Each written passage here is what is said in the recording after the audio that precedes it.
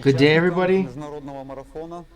Welcome to the International Marathon for the benefit of the world, for everyone who needs help in this world. That's what comes first. This is our meaning of our life.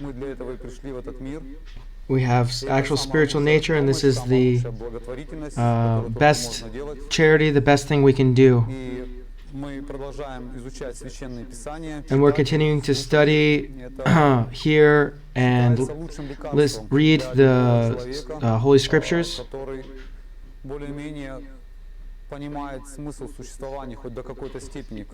This is for anyone that can starting to understand the meaning of life.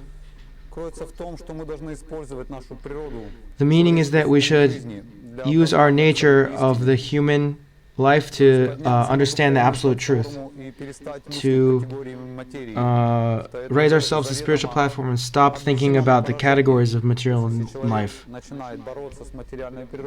If a person's starting to fight with material nature, then the material nature is impossible to overcome. Krishna says in the Bhagavad Gita that material nature is spiritual, but it's also very difficult to overcome. It's named Durga. Durga's name is called fortress or prison. And it's a prison for those people who have material desires. This is like a kind of quarantine.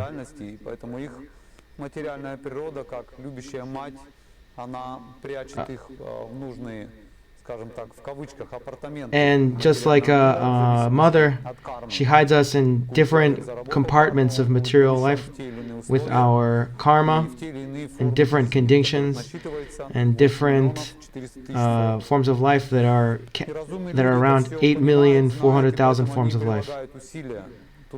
And so those that understand, they put their intentions into a place where they need to, into the key to freedom, to liberation.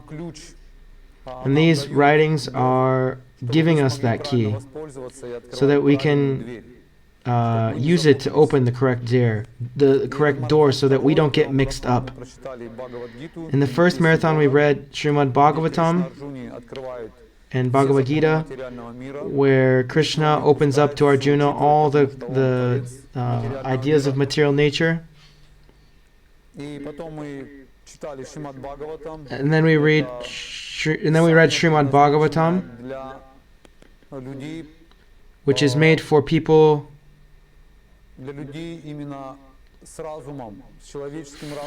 who have intelligence. There are people that don't have human intelligence, they're more animal intelligence. They have these kind of manifest characteristics in life. They're more associated with the material. And they won't be able to understand anything. But those that more or less know their nature,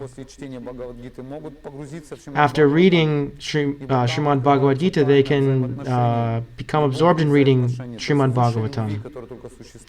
It shows the highest form of love that exists.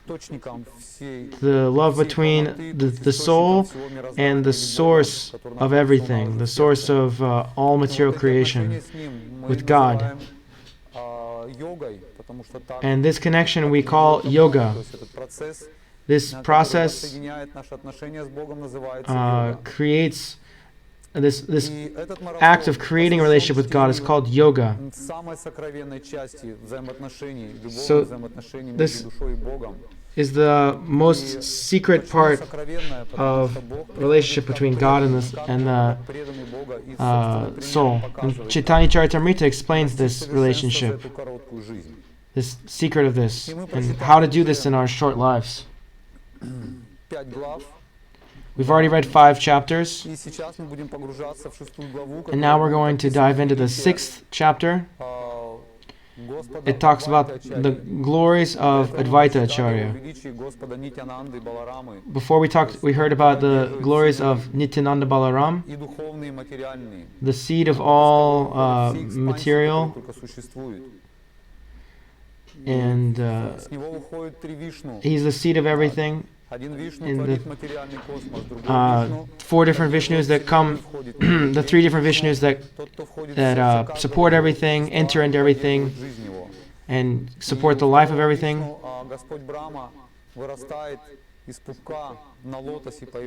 And the other Vishnu is born from where Brahma is born from his belly button, and this is from who Brahma got his Vedic understanding.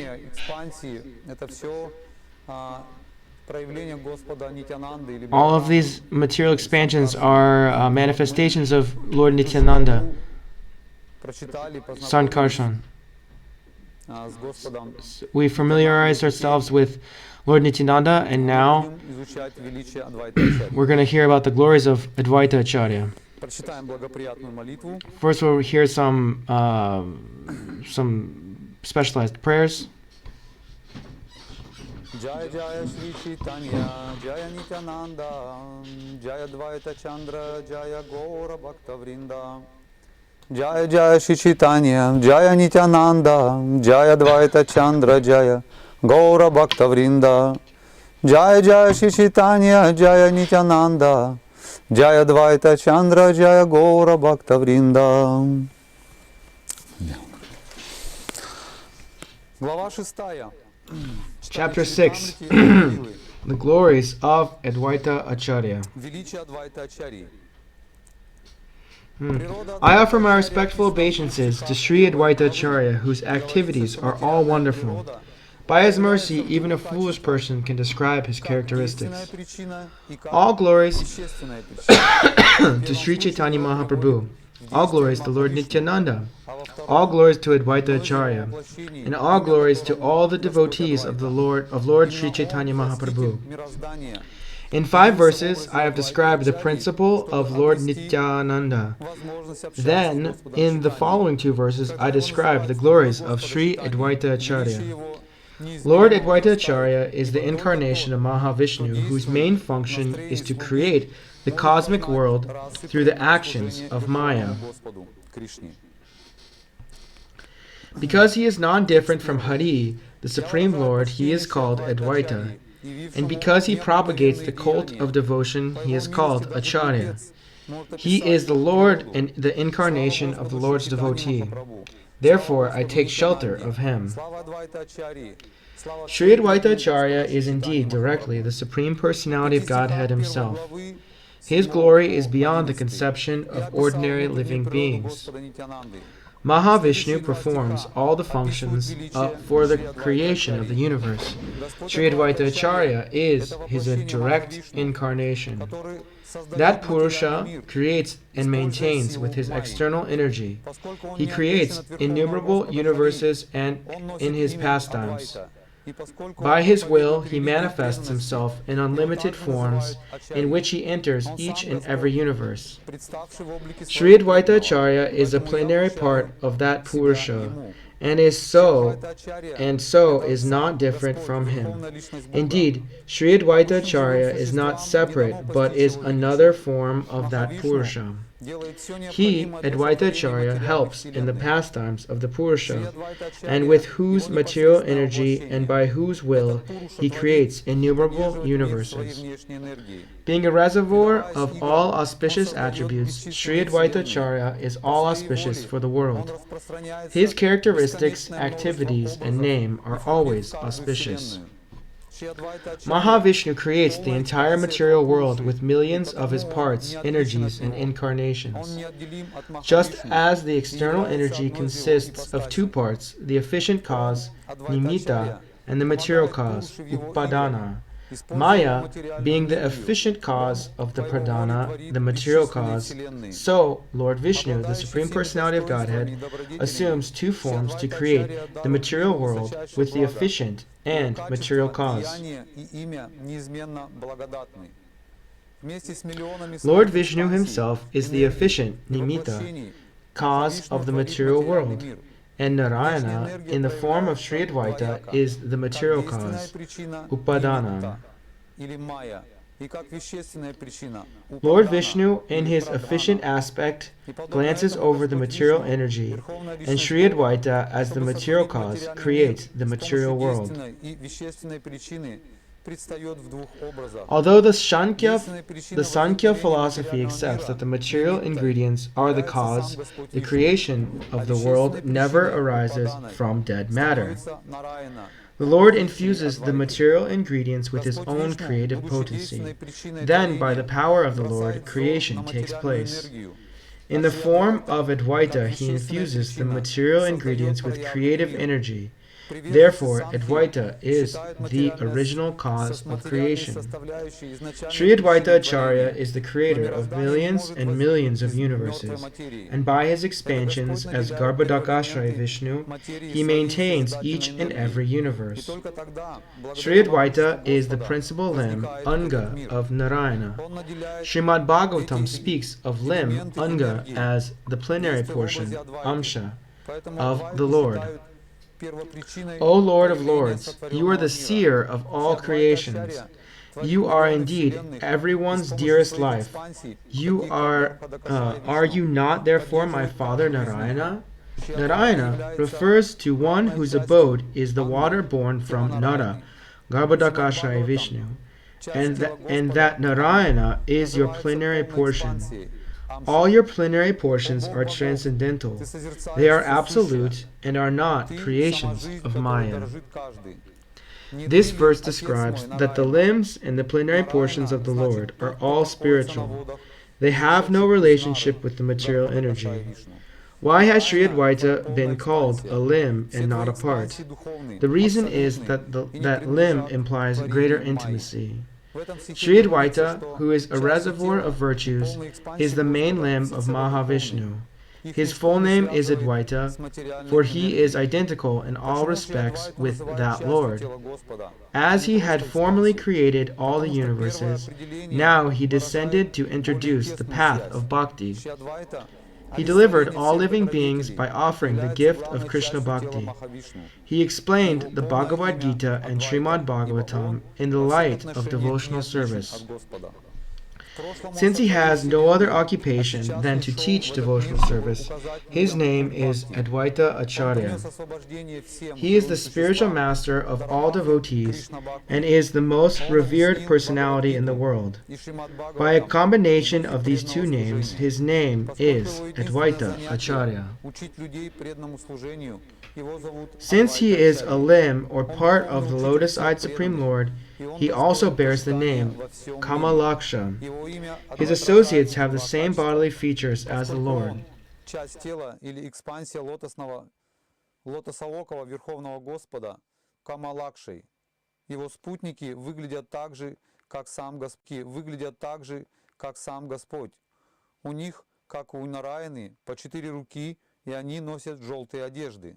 Шри Адвайта Ачарья – главная экспансия Верховного Господа. Его имена и качества необычайны.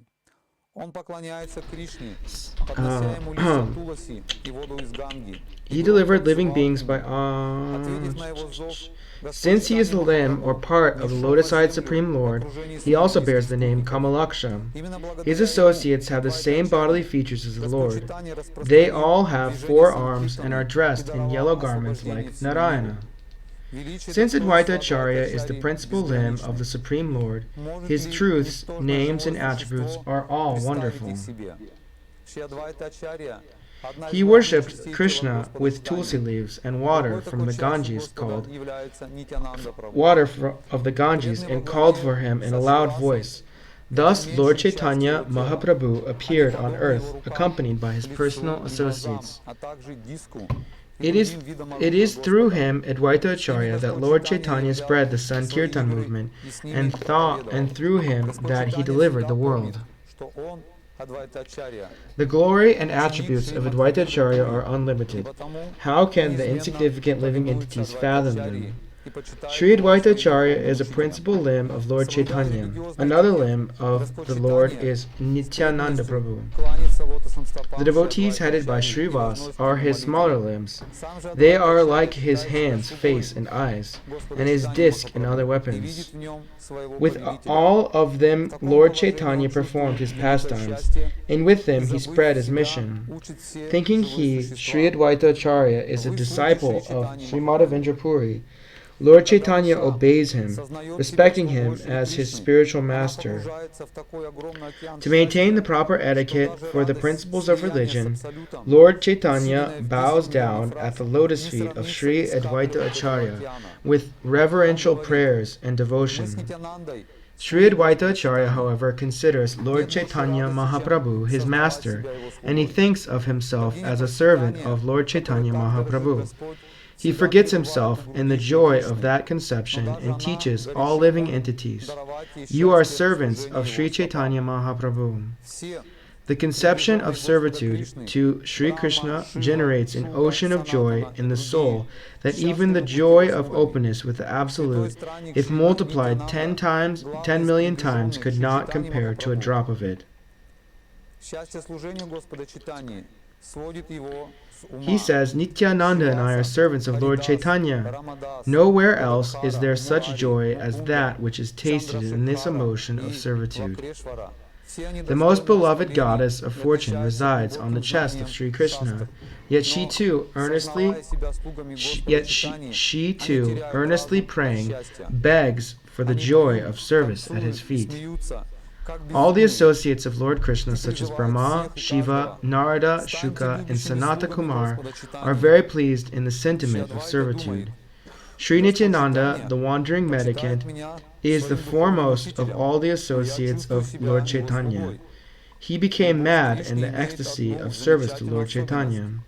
Srivas, Haridas, Ramdas, Gadadhar, Murari, Mukunda, Chandrasekhar, and Vakreshvara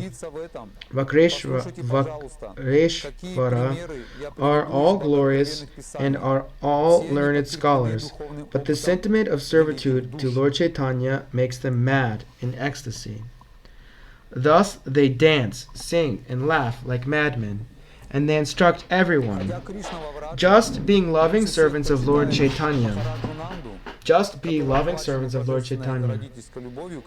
Advaita Acharya thinks, Lord Chaitanya considers me his spiritual master, yet I feel myself to be his only servant.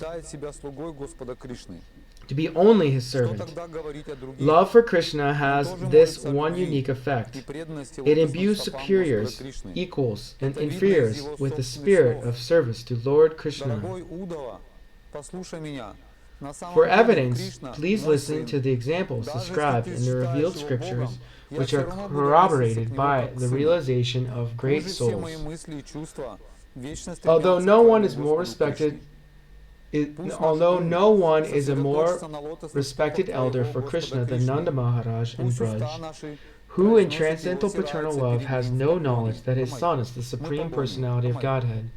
Still, ecstatic love makes him, what to speak of others, feel himself to be a servant of Lord Krishna. He too prays for attachment to devotion to the lotus feet of Lord Krishna, as the words from his own mouth give evidence. My dear Uddhava, please hear me. In truth, Krishna is my son. But even if you think that he is God, and would still bear toward him my own feelings for my son, may my mind be attached to your Lord Krishna. May our minds be attached to the lotus feet of your Lord Krishna. May our tongues chant his holy names, and may our bodies lie prostrate before him. Wherever we wander in the material universe under the influence of karma by the will of the Lord, may our auspicious activities cause our attraction to Lord Krishna to increase.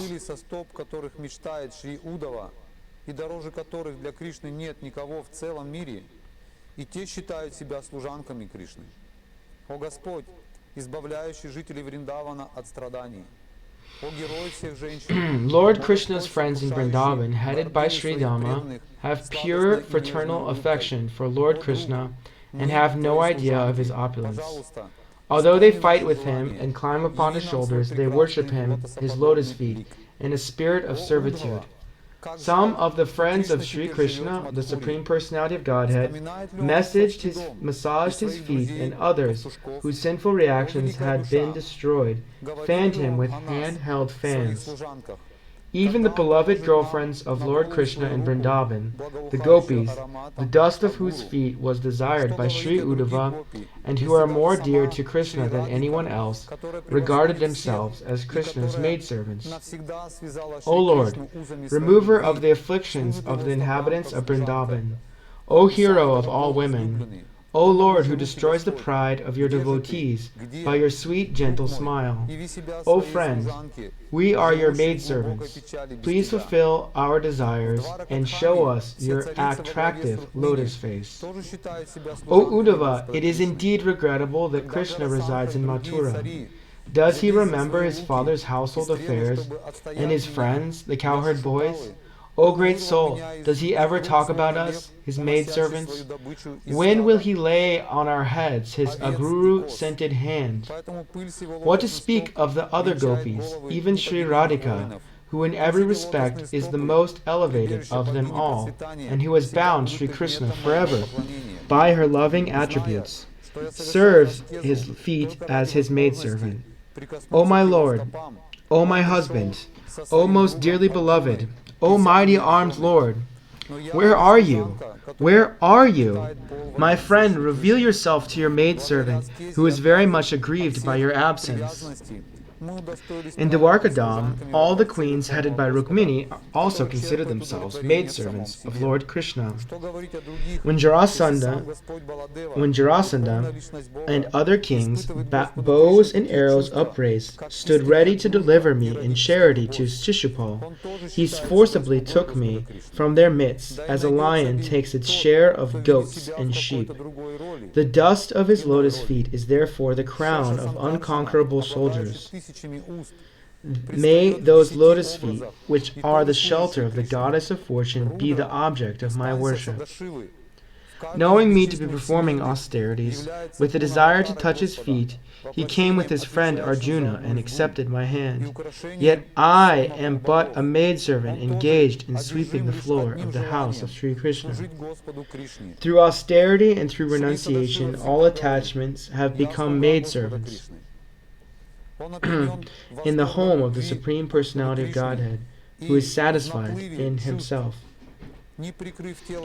What to speak of others? Even Lord Baladev, the Supreme Personality of Godhead, is full of emotions like pure friendship and paternal love. He also considers himself a servant of Lord Krishna. Indeed, who is there who does not have this conception of being a servant of Lord Krishna? He who is Sesha, Sankarshan, with his thousands of mouths, serves Sri Krishna by assuming 10 forms.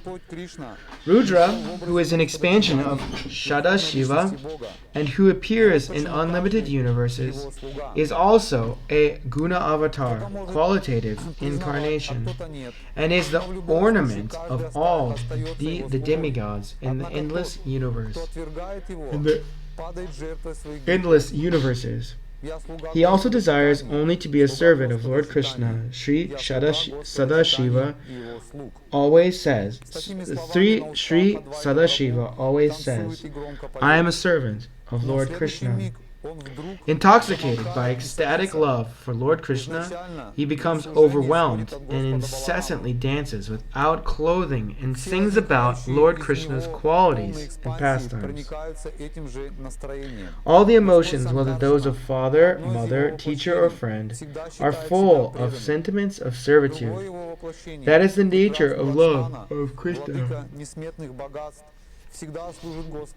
Lord Krishna, the one Master of the Lord and Lord of the universe, is worthy of being served by everyone. Indeed, everyone is but a servant of his servants. That same Lord Krishna has descended as Lord Caitanya, the Supreme Personality of Godhead. Everyone, therefore, is his servant. Some accept him, whereas others do not. Yet everyone is his servant. One who does not accept him, however, will be ruined by his sinful activities.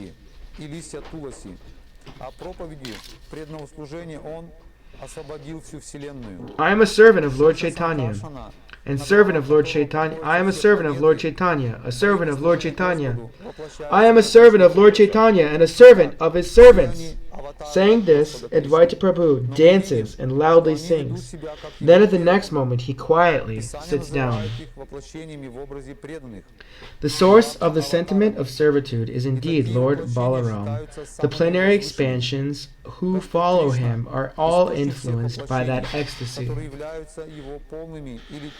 Lord Sankarshan, who is one of his incarnations, always considers himself a devotee. Another of his incarnations, Lakshmana, who is very beautiful and opulent, always serves Lord Rama. The Vishnu who lies on the causal ocean is an incarnation of Lord Sankarshan, and accordingly the emotion of being a devotee is always present in his heart. Advaita Acharya is a separate expansion of him. He always engages in devotional service with his thoughts, words, and actions. By his words he declares, I am a servant of Lord Chaitanya. Thus with his mind he always thinks, I am his devotee. With his body he worshipped the Lord by offering Ganges waters in tulsi leaves, and by preaching devotional service he delivered the entire universe. Shesha Sankarshan, who holds all the planets on his head, expands himself in different bodies to render service to Lord Krishna. These are all incarnations of Lord Krishna, yet we always find that they act as devotees. The scriptures call them incarnations as devotees, Bhakta Avatar. The position of being such an incarnation is above all others. Lord Krishna is the source of all incarnations, and all others are his parts or partial incarnations. We find that the whole and the part behave as superior and inferior. The source of all incarnations has the emotions of a superior when he considers himself the master, and he has the emotions of an inferior when he considers himself a devotee. Он упивается собственной сладостью. Я уже объяснил это. Все воплощения способны. The position of being a devotee is higher that of equality with Lord Krishna, for the devotees are dearer to Lord Krishna than his own self. Lord Krishna considers his devotees greater than himself. In this connection, the scriptures provide an abundance of evidence. O Uddhava, neither Brahma nor Shankara, nor Sankarshana, nor Lakshmi, nor even my own self is as dear to me as you.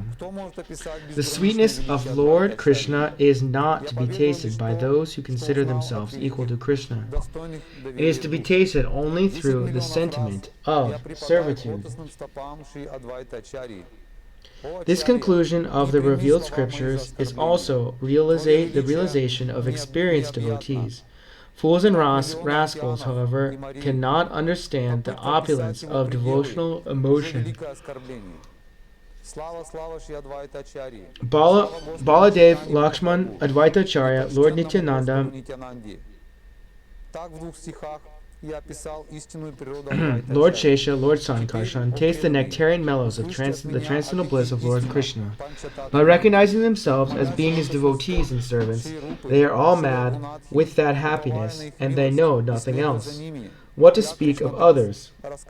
Even Lord Krishna himself becomes thirsty to taste his own sweetness. He tries to taste his own sweetness, but he cannot do so without accepting the emotions of a devotee. Therefore, Lord Krishna accepted the position of a devotee and descended in the form of Lord Chaitanya, who is complete in every respect. He tastes his own sweetness through the various emotions of a devotee. I have formerly explained this conclusion. All the incarnations are entitled to the emotions of devotees. There is no higher bliss than this. The original Bhakta avatar is Sankarshan, Sri Advaita, is counted among the such incarnations. Glories of Sri Advaita, the glories of Sri Advaita Acharya are boundless, for his his sincere vibrations brought about Lord Chaitanya's descent upon this earth. He is liberated in the universe by preaching Sankirtan. Thus the people of the world receive the treasure of love of Godhead through the mercy of Sri Advaita. Who can describe the unlimited glories of Sri Advaita Acharya? I write here as much as I have known from great authorities. I offer my obeisances 10 million times to the lotus feet of Sri Advaita Acharya. Please do not take offense at this. Your glories are fathomless. As millions of oceans and seas, speaking of its measures, is a great offense indeed. All glories to Sri Advaita Acharya. All glories to Lord Chaitanya Mahaprabhu, the superior Lord Nityananda. Thus, in 2 verses, I have described the truth concerning Advaita Acharya. Now, O devotees, please hear about the 5 truths. Pancha Tattva, praying at the lotus feet of Sri Rupa and Sri Raghunath, always desiring their mercy, I, Krishnadas, narrate Sri Caitanya-caritamrita, following in their footsteps. Thus in Chapter 6, to the glories of Advaita Acharya. Chapter 7, Lord Chaitanya in 5 features. И тем не менее, он приходит как сын Махараджи Нанды. Господь Шри Кришна, Верховная Личность Бога, безраздельно наслаждается танцем раса. Он повелитель девушек Враджа, а все остальные — лишь его приближенные. Этот же Господь Кришна нисшел в облике Шри Чайтаньи Махапрабху вместе со своими вечными спутниками, достойными не меньшей славы. Хотя Шри Чайтанья Махапрабху Верховный Chapter 7. Let me first offer my respectful obeisances unto Lord Chaitanya Mahaprabhu, who is the ultimate goal of life for one bereft of all possessions in this material world, and is the only meaning for one advancing in spiritual life. Thus let me write about his magnanimous contribution of devotional service and love of God. Let me offer glorification to the Supreme Lord Sri Caitanya Mahaprabhu. One who has taken shelter of his lotus feet is the most glorified person. In the beginning, I have discussed the truth about the spiritual master. Now I shall try to explain the Panchatattva.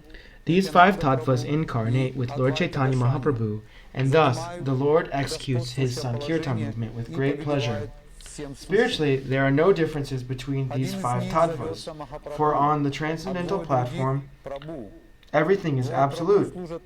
Yet there are also varieties in the spiritual world, and in order to taste these spiritual varieties, one should distinguish between them. Let me offer my respectful obeisances unto Lord Sri Krishna, who has manifested himself in 5 as a devotee, expansion of a devotee, incarnation of a devotee, pure devotee, and devotional energy. Krishna, the reservoir of all pleasure, is the Supreme Personality of Godhead himself, the Supreme Controller. No one is greater than or equal to Sri Krishna, yet he appears as the son of Maharaj Nanda. Sri Krishna, the Supreme Personality of Godhead, is the supreme enjoyer in the rasa dance. He is the leader of the damsels of Braj, and all others are simply his associates. The same self, Lord Krishna, advented himself as Sri Caitanya Mahaprabhu with all his eternal associates, who are all equally glorious. Sri Caitanya Mahaprabhu, who is the Supreme Controller, the one personality of Godhead, has ecstatically become a devotee, yet his body is transcendental and not materially tinged. The transcendental mellow of conjugal love of Krishna is so wonderful that Krishna himself accepts the form of a devotee to relish and taste it fully. For this reason, Sri Caitanya Mahaprabhu, the Supreme Teacher, accepts the form of a devotee and accepts Lord Nityananda as his elder brother. Sri Advaita Acharya is Lord Chaitanya's incarnation as a devotee. Therefore, these 3 tattvas, Chaitanya Mahaprabhu, Nityananda Prabhu, and Advaita Gosai, are the predominators or masters. One of them is Mahaprabhu and the other 2 are Prabhus. These two Prabhus serve the lotus feet of the Mahaprabhu. The three predominators, Chaitanya Mahaprabhu, Nityananda Prabhu, and Advaita Prabhu, are worshipable by all living entities. And the fourth principle, Sri Gadadhar Prabhu, is to be understood as their worshipper. There are innumerable pure devotees of the Lord, headed by Srivas Thakur, who are also known as unalloyed devotees. The devotees headed by Gadadhar Pandit, and to be considered incarnations of the internal potency of the Lord. They are confidential devotees engaged in the service of the Lord. The internal devotees or potencies are all eternal associates in pastimes of the Lord. Only with them does the Lord advance to propound the Sankirtan movement. Only with them does the Lord taste the mellow of conjugal love, and only with them does he distribute his love of God to people in general. The characteristics of Krishna are understood to be a storehouse of transcendental love. Although that storehouse of love certainly came with Krishna when he was present, it was sealed. But when Sri Caitanya Mahaprabhu came with his associates of the Panchatattva, they broke the seal and plundered the storehouse of taste to taste transcendental love of Krishna. The more they tasted it, the more their thirst for it grew. Sri Panchatattva themselves danced again and again, and thus made it easier to drink nectarian love for Godhead. They danced, cried, laughed, and chanted like madmen, and in this way they distributed love of Godhead. In distributing love of Godhead, Chaitanya Mahaprabhu and his associates did not consider who was a fit candidate and who was not, nor where such distribution should or should not take place. They made no conditions. Wherever they got the opportunity, the members of the Panchatattva distributed love of Godhead. Although the members of the Panchatattva plundered the storehouse of love of Godhead and ate and distributed its components, there was no scarcity, for this wonderful storehouse is so complete that as the love is distributed, the supply increases hundreds of times. The flood of love of Godhead swelled in the directions, and thus young men, old men, women, and children were all immersed in that inundation. The Krishna conscious movement will inundate the entire world and drown everyone, whether one be a gentleman, a rogue, even lame, or invalid, or blind. When the five members of the Panchatattva saw the entire world drowned in love of Godhead, and the seed of material enjoyment in the living entities completely destroyed, they all became exceedingly happy. The more the five members of the Panchatattva caused the rains of love of Godhead to fall, the more the inundation increases and spreads all over the world. The impersonalists, fruitive workers, false logicians, blasphemers, non-devotees, and lowest among the students community are very expert in avoiding the Krishna consciousness movement, and therefore the inundation of Krishna consciousness cannot touch them. Seeing that the Mayavadis and others were fleeing Lord Chaitanya thought, I wanted everyone to be immersed in this inundation of love of Godhead, but some of them have accepted, therefore I shall devise a trick to drown them also. Thus the Lord accepted the sannyas order of life after full consideration.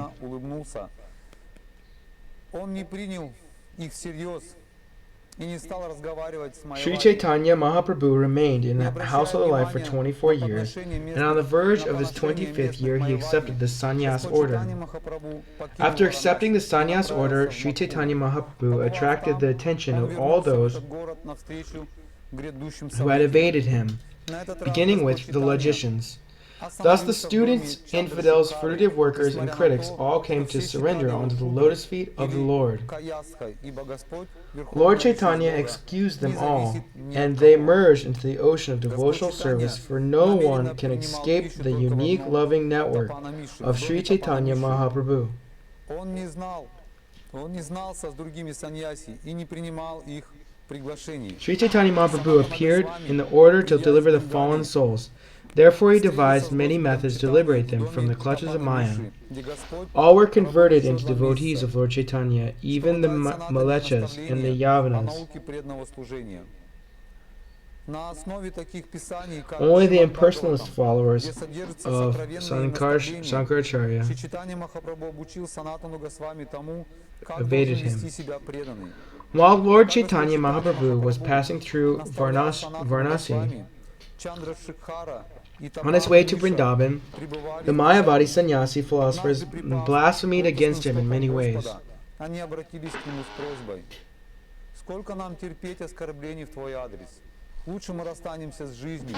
The blasphemer said, although a sannyas, he does not take interest in study of Vedanta, but instead always engages in chanting and dancing in Sankirtan. This Chaitanya Mahaprabhu is an illiterate sannyas, and therefore does not know the real function. Guided only by his sentiments, he wanders about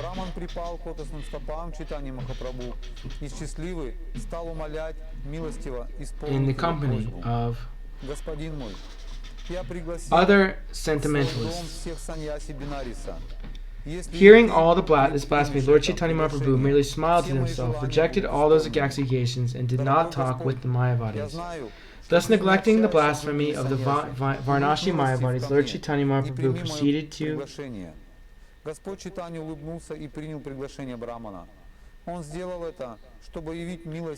and after visiting Mathura, he renounced to meet with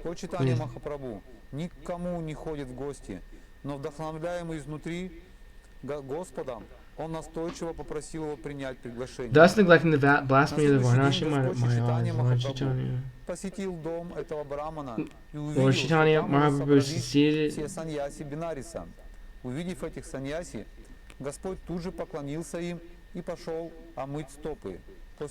And after visiting Mathura, he returned to meet the situation. This time, Lord Chaitanya stayed at the house of Chandrasekhar, although he was regarded as the Shudra or Kayashta, for the Lord, as the Supreme Personality of Godhead, is completely independent. As a matter of principle, Lord Chaitanya regularly accepted his food at the house of Tapan Mishra. He never mixed with other sannyasis, nor did he accept invitations from them. When Sanatana Goswami came from Bengal, he met Lord Chaitanya at the house of Tapan Mishra, where Lord Chaitanya remained continuously for 2 months to teach him devotional service. On the basis of scriptures like Srimad Bhagavatam, which reveal these confidential directions, Sri Caitanya Mahaprabhu instructed Sanatana Goswami regarding all the regular activities of a devotee.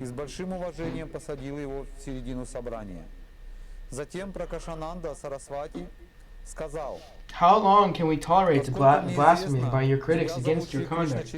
We should give up our lives rather than hear such blasphemy. The Mayavadi sannyasis are all criticizing your holiness. We cannot tolerate hearing such criticism, for the blasphemy breaks our hearts.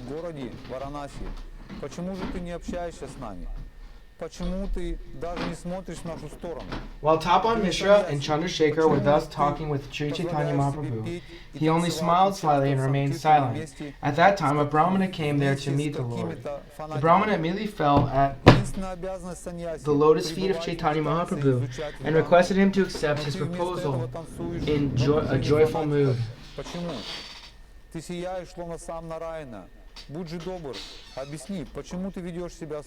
My dear Lord, I have invited all the sannyasis of Benares to my home. Your desire.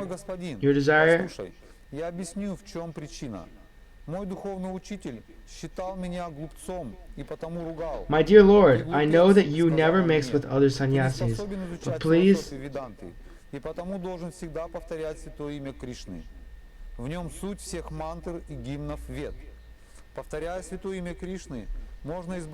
My dear Lord, I have invited all the sannyasis. My desires will also be fulfilled if you accept my invitation. My dear Lord, I know that you never mix with other sannyasis, so please accept.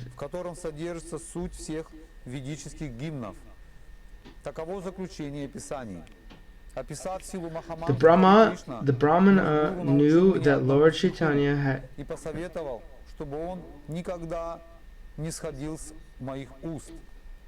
Святое имя, святое имя, святое имя Господа.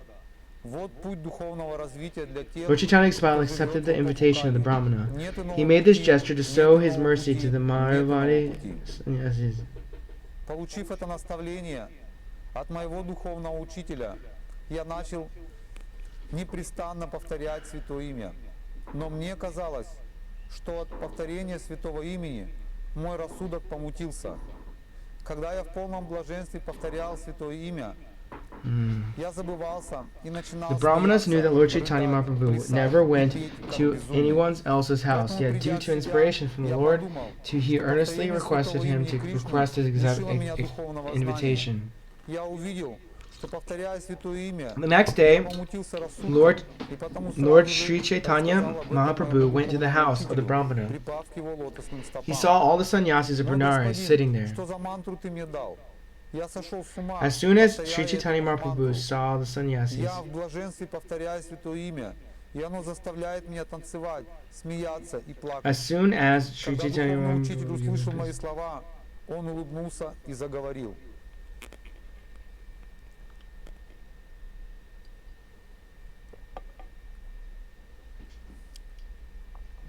Такова природа Хари Кришна Махамантры. As soon as Sri Chaitanya Mahaprabhu saw the sannyasis, he immediately offered obeisances. And then, after washing his feet, he sat down by the place where he had done so.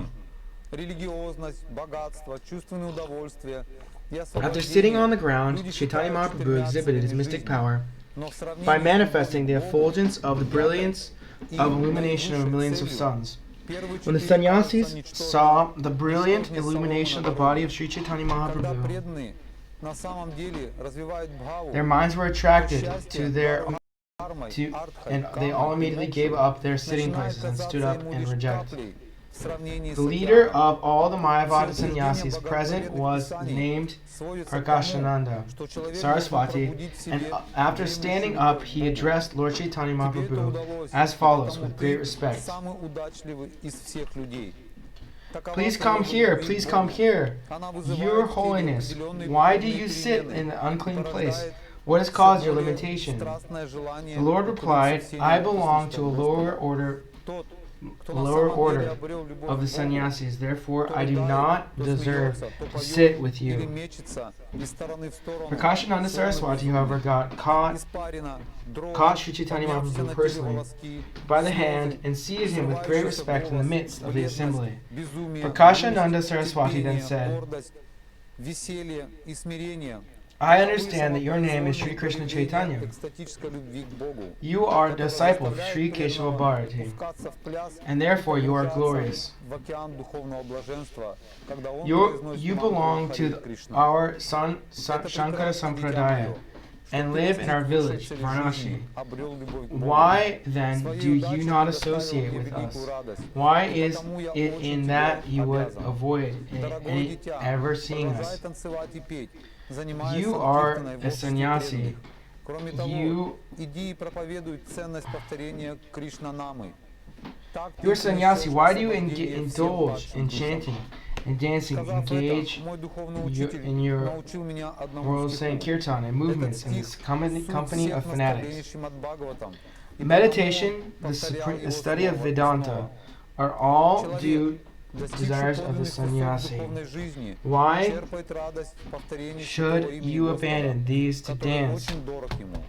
Эта радость приводит его в такое You look волнение, as brilliant as if you were Narayana himself. такой человек плачет, смеется, Will you kindly неистует, explain the reason that you have adopted this behavior of lower class не people? обращая внимания на посторонних. Я твердо верю в эти слова моего духовного учителя, и потому всегда повторяю святое имя Господа. в одиночестве или с преданными. Святое имя Sri Господа Chaitanya Mahaprabhu replied to Prakashananda Saraswati, "My dear sir, kindly hear the reason my spiritual master considered me a fool, and therefore he chastised me.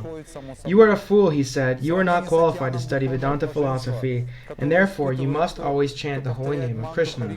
This is the essence of all mantras or Vedic hymns. Simply by chanting the holy name of Krishna, one can obtain freedom from material existence. Simply by chanting the Hare Krishna mantra, one will be able to see the lotus feet of the Lord. In this age of Kali, there is no religious principle other than chanting the holy name, which is the essence of all Vedic hymns. This is the purport of all scriptures." After describing the potency of the Hare Krishna Mahamantra, my spiritual master taught me another verse, advising me to always keep it within my throat. For the spiritual progress in this age of Kali, there is no alternative, there is no alternative, there is no alternative to the holy name, the holy name, the holy name of the Lord. Since I received this order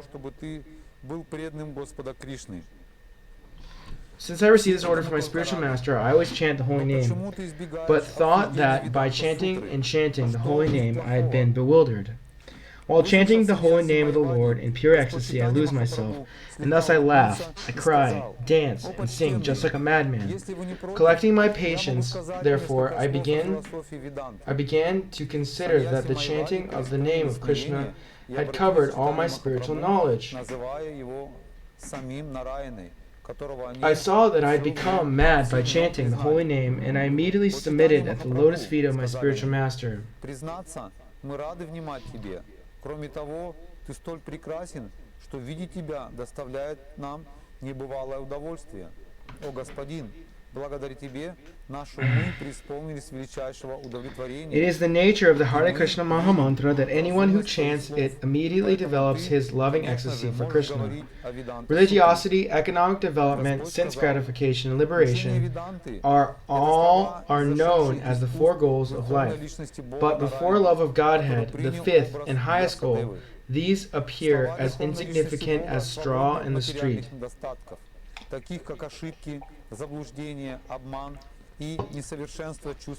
For the devotee who has actually developed bhava, the pleasure derived from dharma, artha, kama, and moksha appear like a drop in the presence of the sea. In conclusion, of all revealed scriptures is that one should awaken his dormant love of Godhead. You have our greatly favorite.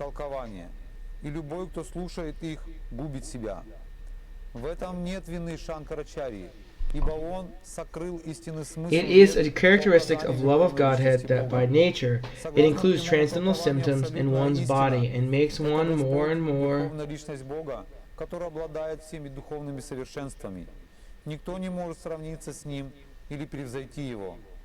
greedy to achieve the shelter of the lotus feet of the Lord.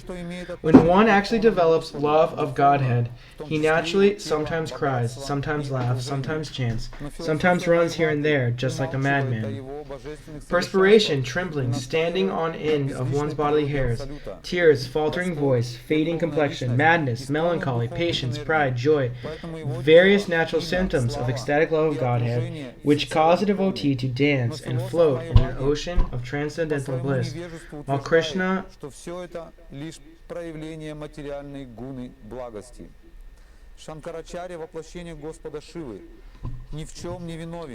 This is very good, my dear child.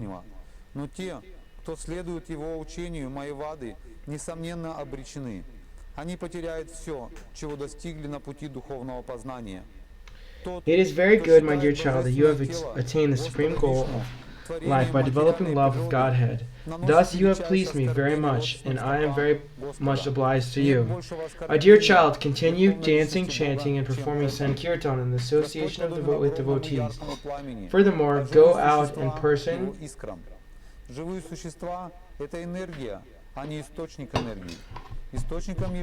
and preach the value of chanting Krishna Nam, for by this process you will be able to deliver all fallen souls.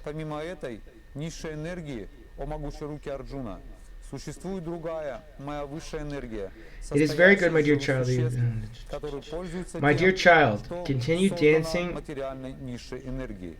Энергию Господа Вишну можно подразделить на три категории: духовную энергию, живые существа и Saying this, невежество. my spiritual master taught me Духовная энергия a исполнена verse from the знанием. Srimad Живые Bhagavatam существа, that is the хотя и essential of принадлежат к all. духовной энергии, склонны впадать в иллюзию, а третья энергия, исполненная невежества, всегда присутствует в кармической деятельности. Учение Майявады настолько Therefore, he извращенное, recited что this ставит verse again and again. ничтожные живые When a person is существа actually на advanced один and takes уровень с pleasure in Господом, chanting the верховной holy name of Lord личностью. Krishna, Своей who is идеей very dear to him, монизма he is это учение agitated and скрывает loudly величие chants the holy и name. превосходство He also абсолютной laughs истины. and cries. В Веданта-сутре Шрила Вьясадева объясняет, что все сущее представляет собой видоизменение энергии Господа. I firmly believe in these words of my spiritual master, and therefore I always chant the holy name of the Lord, alone and in the association of devotees. Против теизма. По мнению Шанкарачарьи, тот, кто признает теорию преобразования энергии Господа, That holy name of Lord Krishna sometimes causes me to chant and dance, and therefore I chant and dance. Please do not think that I intentionally do it. I do it automatically. Иллюзией является отождествление себя с телом. Бог, Верховная Личность, обладает всеми совершенствами, поэтому Он может преобразовать материальное мироздание, используя свою непостижимую энергию. Actually, compared to the transcendental ocean свойством превращать железо в золото, оставаясь при этом of transcendental bliss that one tastes by chanting the Hare Krishna Maha Mantra, the pleasure derived from impersonal Brahman realization is like the shallow water in a canal. My dear Lord, O Master of the Universe, since I have directly seen you, my transcendental bliss has been taken to the shape of a great ocean. Being situated in that ocean, I now realize that all other so-called happiness to be like you, the water contained in the hoofprint of a calf. After hearing Lord Sri Caitanya Mahaprabhu, all the Mayavadi sannyasis were moved, their minds changed, and they spoke with pleasing words. Dear Sir Chaitanya Mahaprabhu, what do you have to say?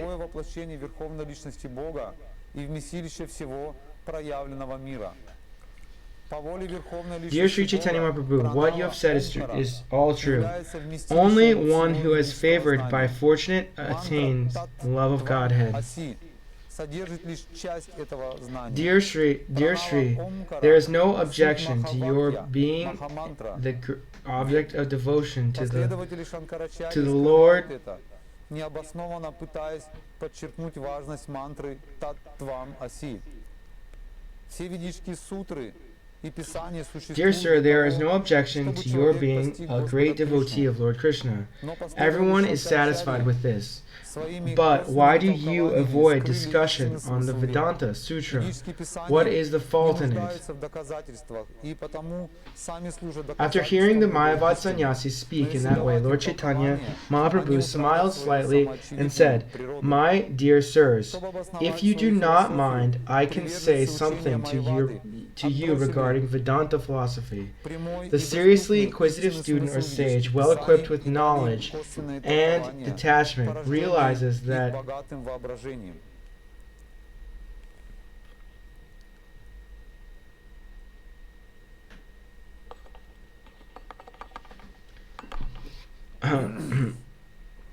I can say something that you regarding Vedanta philosophy. The seriously inquisitive student or sage, well equipped with knowledge and detachment, realizes that absolute truth by rendering devotional service in terms of what he has heard from the Vedanta Shruti. Hearing this, the Mayavad sannyasis became somewhat humble and addressed Sri Chaitanya Mahaprabhu as Narayana himself, who they all agreed he was. Dear Chaitanya Mahaprabhu, they said, to tell you the truth, we are greatly pleased to hear your words, and furthermore, your bodily features are so pleasing that we feel extraordinary satisfaction seeing you. Dear sirs, by your influence, our minds are greatly. В ответ на это Господь Чайтанья Махапрабху стал объяснять прямое значение Веданта Сутры. Браман, величайший из великих, это верховная Dear sir, by your influence our minds are greatly satisfied, and we believe that your words will never be unreasonable. Therefore, you may speak on the Vedanta Sutra. The Lord said, Vedanta philosophy consists of the words spoken by the Supreme Personality of Godhead Narayana in the form of Vyasadeva. The material defects, mistakes, illusions, cheatings, and sensory inefficiency do not exist in the words of this Supreme Personality of Godhead. The absolute truth is described in the Upanishads and Brahma Sutra, but one must Верховной личности Бога можно достичь только занимаясь преданным служением, которое начинается со слушания. Это единственный способ. Занимаясь преданным служением в соответствии с предписанными правилами под руководством духовного учителя, человек обязательно пробудит дремлющую в его сердце любовь к Богу. Этот путь называется Абхидеи. Sripad Shankaracharya has described all the Vedic literatures in terms of Vedic indirect meanings. One who hears such explanations is ruined. Shankaracharya is not at fault, for it is under the order of the Supreme Personality of Godhead that he has covered the real purpose of the Vedas. According to direct understanding, the Absolute Truth is the Supreme Personality of Godhead, who, as all spiritual opulence, no one can equal to or is greater than him. Everything about the Supreme Personality of Godhead is spiritual, including his body, opulence, and paraphernalia. Mayavad philosophy, however, covering his spiritual opulence, advocates the theory of impersonalism. The Supreme Personality of Godhead is full of spiritual potencies. Therefore, his body, name, fame, and entourage are all spiritual. The Mayavadi philosophers, due to ignorance, say that these are all merely transformations of the material mode of goodness. Sankaracharya, who is an incarnation of Lord Shiva, is faultless because he is the servant carrying out the orders of the Lord. But those who follow his Mayavadi philosophy are doomed.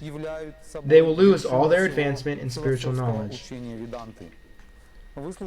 One who considers the transcendental body of Lord Vishnu to be made of material nature is the greatest offender. Is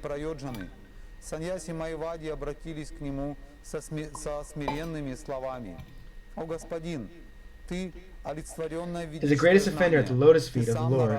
There are no greater blasphemy against the Supreme Personality of Godhead. The Lord is like a great blazing fire, and the living entities are like small sparks of that fire. Их ум преобразился, и по указанию читания Махапрабху они тоже стали непрестанно петь и повторять «Кришна, Кришна». The living entities are energies, not the energetic. The energetic is Krishna. This is very vividly described in the Bhagavad Gita, the Vishnu Purana, and other Vedic literatures. Besides these inferior energies, O mighty armed Arjuna, there is another superior energy of mind, which comprises the living entities who are exploiting these resources of this material inferior natures. The potency of Lord Vishnu is summarized in three categories, namely the spiritual potency, the living entities, and ignorance. The spiritual potency is full of knowledge. The living entities, although belonging to the spiritual potency, are subject to bewilderment. And the third energy, which is full of ignorance, is always visible in fruitive activities. The Mayavad philosophy is so degraded that it has taken the insignificant living entities to be the Lord, the Supreme Truth, thus covering the glory of the Supreme and supremacy of the Absolute Truth with monism. In his Vedanta Sutra, Srila Vyasadeva has described that everything is but a transformation of the energy of the Lord. Shankaracharya, however, has misled the world by commenting that Vyasadeva was mistaken. Thus, he has raised a great opposition to the theism throughout the entire world. According to Sankaracharya, by accepting the theory of the transformation of energy of the Lord, one creates an illusion by indirectly accepting that the Absolute Truth is transformed. Transformation of energy is a proven fact. It is false, the false bodily conception of the self that is an illusion. The Supreme Personality of Godhead is opulent in all his respects. Therefore, he, by his inconceivable energies, he has transformed the material cosmic manifestation. Using the example of a touchstone, which by its energy turns iron to gold, and yet remains the same, we can understand that although the Supreme Personality of Godhead transforms his innumerable energies, he remains unchanged. Although a touchstone produces many varieties of valuable jewels, it nevertheless remains the same. It does not change its original form. If there is such inconceivable potency in the material objects, why should we not believe in the inconceivable potency of the Supreme Personality of Godhead? The Vedic sound vibration, Omkar, the principal word in the Vedic literatures, is the basis of all Vedic vibrations. Therefore, one should accept Omkar as the sound representation of the Supreme Personality of Godhead and the reservoir of the cosmic manifestation.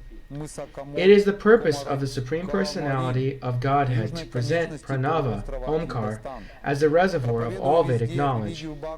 The words Tat Tvam Asi are only a partial expansion of the Vedic knowledge. Pranava, Omkar, is the Maha Vyaka, Maha Mantra.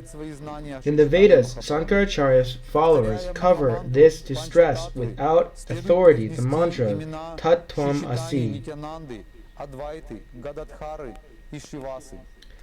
In all the Vedic sutras and literatures, it is Lord Krishna who is understood, but the followers of Shankaracharya have covered the real meaning of the Vedas with indirect explanations. The self-evident Vedic literatures are the highest evidence of all. But if these literatures are interpreted, their self-evident nature is lost. To prove their philosophy, the members of the Mayavad school have given up the real, easily understood meaning of Vedic literature and introduced indirect meaning based on their imaginative powers. When Sri Caitanya Mahaprabhu thus showed for each and every sutra and defects in Shankaracharya's explanations, all the assembled Mayavadi sannyasis were struck with wonder. All the Mayavad sannyasis said, "Your Holiness, kindly know from us that we actually have no quarrel." И Господь Чайтанья, он не случайно туда пошел, потому что там очень много было саньяси майвади. То есть это те саньяси, которые отводят душу от цели, от истинной цели жизни. Have no quarrel with your refutation of these meanings, for you have given a clear understanding of the sutras. We know that all this word jugglery springs from the imagination of Shankaracharya, and yet because we belong to this sect, we accept it, although it does not satisfy us.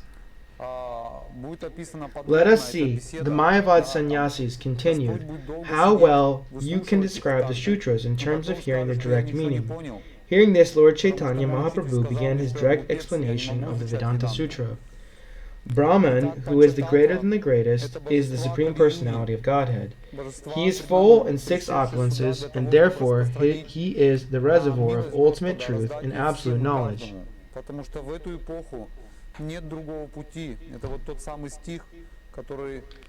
In his original form, the Supreme Personality of Godhead is full with transcendental opulences, which are free from the contamination of the material world.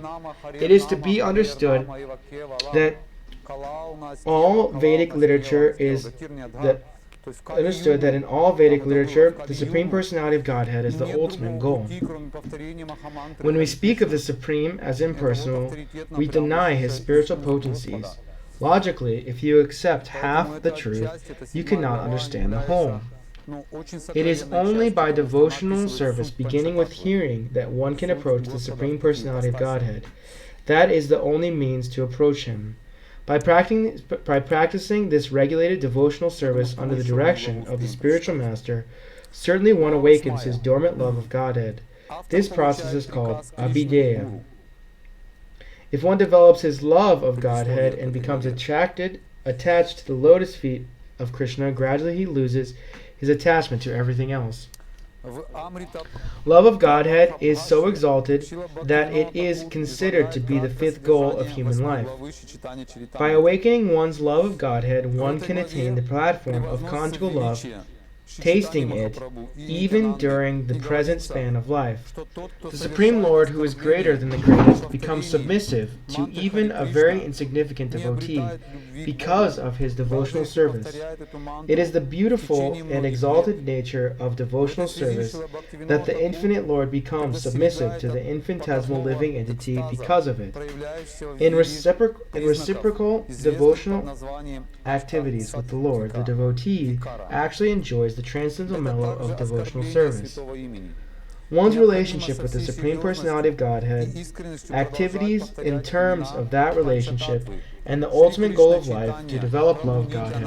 These three subjects are explained in every aphorism of the Vedanta Sutra, for they form the culmination of the entire Vedanta philosophy. When all the Mayavad sannyasis thus heard the explanation of Chaitanya Mahaprabhu on the basis of Sambandha Abhidheya in Prayojana, they spoke very humbly. Dear sir, you are Vedic knowledge personified, and are directly Narayana himself. Kindly excuse us of the offenses we previously committed by criticizing you. From that moment, when the Mayavad sannyasis heard the explanation of the Vedanta Sutra from the Lord, their minds changed, and on the instruction of Chaitanya Mahaprabhu, they too chanted Krishna, Krishna, always. Thus, Lord Chaitanya excused all the offenses of the Mayavad sannyasis and very mercifully blessed them with Krishna Nam. After this, all the sannyasis took the Lord into their minds, and thus they all took their meal together. After taking lunch among the Mayavad sannyasis, Sri Caitanya Mahaprabhu, who is known as Gaurasundar, returned to his residence. Thus the Lord performs his wonderful pastimes. Hearing the arguments of Sri Caitanya Mahaprabhu and seeing his victory, Chandrasekhar, Tapana Mishra, and Sanatana Goswami were all extremely pleased. Many Mayavadi sannyasis of Varanasi came to see the Lord after this incident, and the entire city praised him. Sri Caitanya Mahaprabhu visited the city of Varanasi, and all of its people were very thankful. The crowd at the door of his residence was so great that it numbered hundreds of thousands. When the Lord went to visit the temple of Viveshvara, hundreds of thousands of people assembled to see him. Whenever Lord Chaitanya went to the banks of the Ganges to take his bath, big crowds of many hundreds of thousands of people assembled there. Whenever the crowds were too great, Sri Caitanya Mahaprabhu stood up, raised his hands, and chanted Hari Hari, to which all the people responded, filling both the land and sky with vibration. After thus delivering the people in general, the Lord desired to leave Varanasi. After instructing Sri Sanatana Goswami, he sent him toward Vrindavan. Because the city of Varanasi was always full of tumultuous crowds, Sri Caitanya Mahaprabhu, after sending Sanatana to Vrindavan, returned to Jagannath Puri. I have here given a brief account of these pastimes of Lord Chaitanya, but later I shall describe them in an extensive way. Sri Krishna Chaitanya Mahaprabhu and his associates of the Panchatattva distributed the holy name of the Lord to invoke love of Godhead throughout the universe, and thus the entire universe was thankful.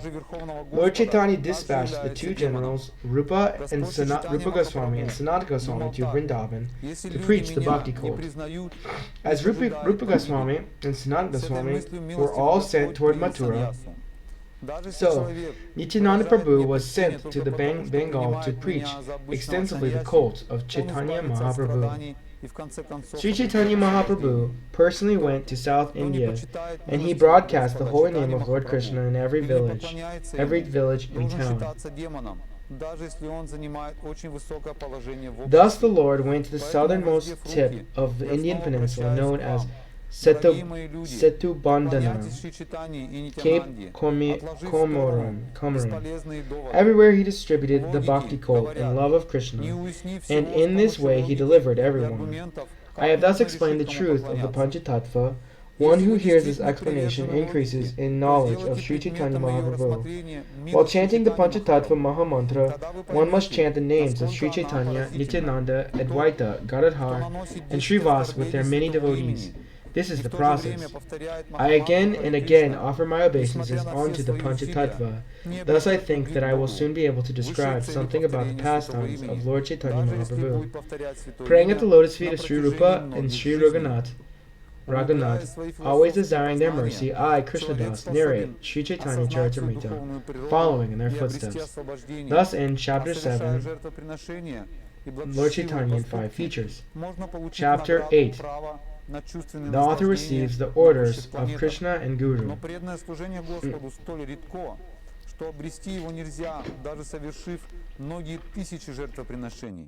Если преданный ожидает от Господа освобождения или чувственных наслаждений, то Кришна немедленно дает ему их. Но чистое преданное служение он от него до поры до времени прячет. Великий мудрец Нарада сказал: «Дорогой Махараджа Юдхиштхира, верховная личность Бога, I offer my respect to the Supreme Personality of Godhead, Sri Caitanya Mahaprabhu, by whose desire I become like a dancing dog and suddenly taken to the writing of Sri Caitanya-caritamrita. Although I am a fool, let me offer my respectful obeisances unto Sri Krishna Chaitanya Mahaprabhu, who is known as Gaura Sundar. I offer my respectful obeisances unto Nityananda Prabhu, who is always very joyful. Let me offer my respectful obeisances unto Advaitacharya, who is very merciful, and also to the great personality Gadadhar Pandit, the learned scholar. Let me offer my respectful obeisances unto Srivas Thakur and all other devotees of the Lord. I fall down to offer them respect. I worship their lotus feet. By remembering the lotus feet of the Panchatattva, a dumb man can become a poet, a lame man can cross the mountains, and a blind man can see the stars in the sky. The education cultivated by so-called learned scholars who do not believe these statements of Sri Caitanya-caritamrita is like the tumultuous croaking of frogs. One who does not accept the glories of the Panchatattva but still makes a show of devotional service to Krishna can never achieve the mercy of Krishna or advance to the ultimate goal. Formerly kings like Jarasandha, the father-in-law of Kamsa, strictly followed the Vedic rituals, thus worshipping Lord Vishnu. One who does not accept Krishna as the Supreme Personality of Godhead is certainly a demon. Similarly, anyone who does not accept Sri Caitanya Mahaprabhu as Krishna is the same Supreme Lord is also considered a demon. Lord Chaitanya Mahaprabhu thought, unless people accept me, they will all be destroyed. Thus the merciful Lord accepted the sannyas order. If a person offers obeisances to me, even due to accepting me only as an ordinary sannyasi, his material distress will diminish, and he will ultimately get liberation. One who does not show respect unto this merciful Lord Chaitanya Mahaprabhu, or does not worship him, should be considered a demon, even if he is very much exalted in human society. Therefore, I say again, lifting my arms, O fellow human beings, please worship Sri Caitanya and Nityananda without false arguments. Logicians say, unless one gains understanding through logic and argument, how can one decide upon a worshipable deity? If you are indeed interested in logic and argument, kindly apply to the mercy of Sri Caitanya Mahaprabhu. If you do so, you will find it to be strikingly wonderful. If one is infested with the 10 offenses in the chanting of the Hare Krishna Mahamantra, despite his endeavor to chant the holy name for many births, he will not get the love of Godhead, that is the ultimate goal of his chanting. By cultivating philosophical knowledge, one can understand his spiritual position and thus be liberated. And by performing sacrifices and pious activities, one can achieve sense gratification in a higher planetary system. But the devotional service of the Lord is so rare that even by executing hundreds and thousands of such sacrifices, one cannot obtain it.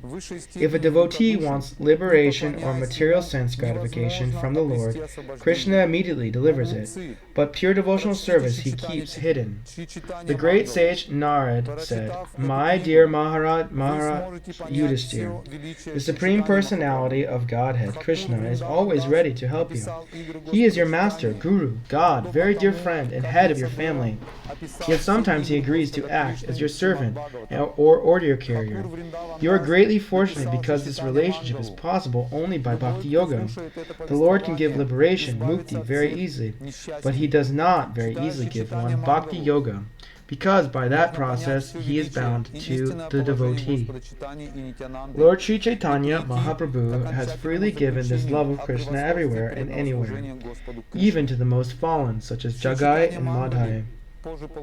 What then to speak of those who are already pious and elevated? Sri Caitanya Mahaprabhu, as the Supreme Personality of Godhead himself, is fully independent.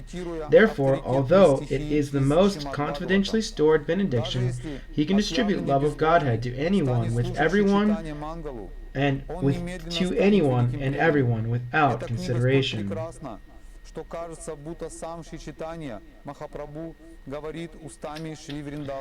Whether he is offensive or inoffensive, anyone who even now chants Sri Krishna Chaitanya Prabhu Nityananda is immediately overwhelmed with ecstasy, and tears fill his eyes.